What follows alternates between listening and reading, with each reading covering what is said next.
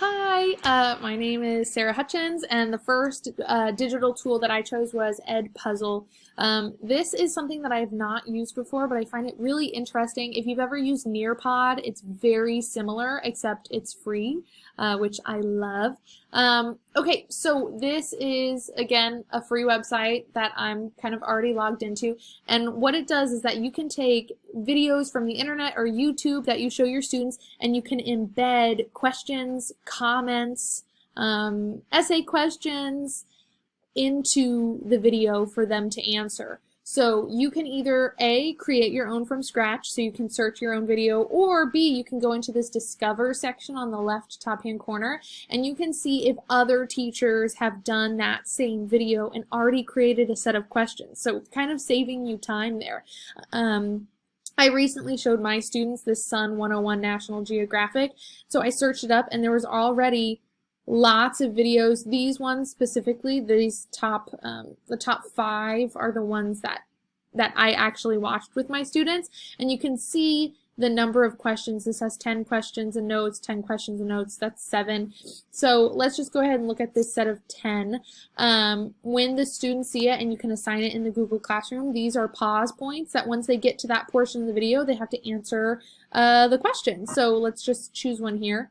Which 2 elements make up a majority of the sun? Hint, rewatch this short segment if you need to. And that's what I love as well, is there's a rewatch button. If you need to, if students are like, I wasn't paying attention, they can go back and rewatch. Or they can select an answer, submit it, get it right, or if they got it wrong, it would tell them, you got it wrong, try again. You can, in the settings, make it where they can't skip questions, that they have to answer it, they can't skip portions of the video, they have to watch all portions of the video. Let's go and say if I were to create my own, you could go into my content, and I'm going to just search that same video, Sun 101, okay? I'm going to select it,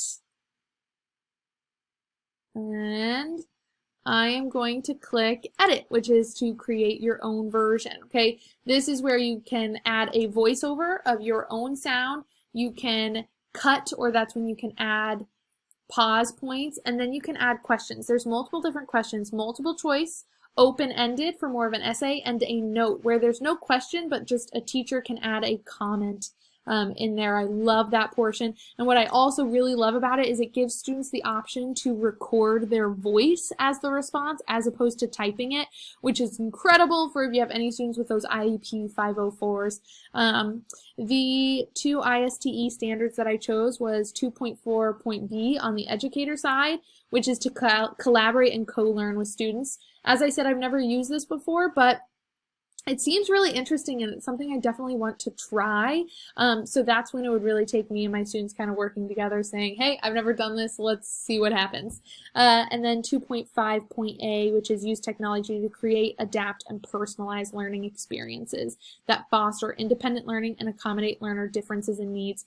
I said that it helps accommodate different differences in needs, because I think this has a huge possibility to be differentiated. You can assign it to just one student in the Google Classroom who might need more work on that subject, and they can do it at home, work on it with parents. They've got all subjects, social studies, science, math, reading.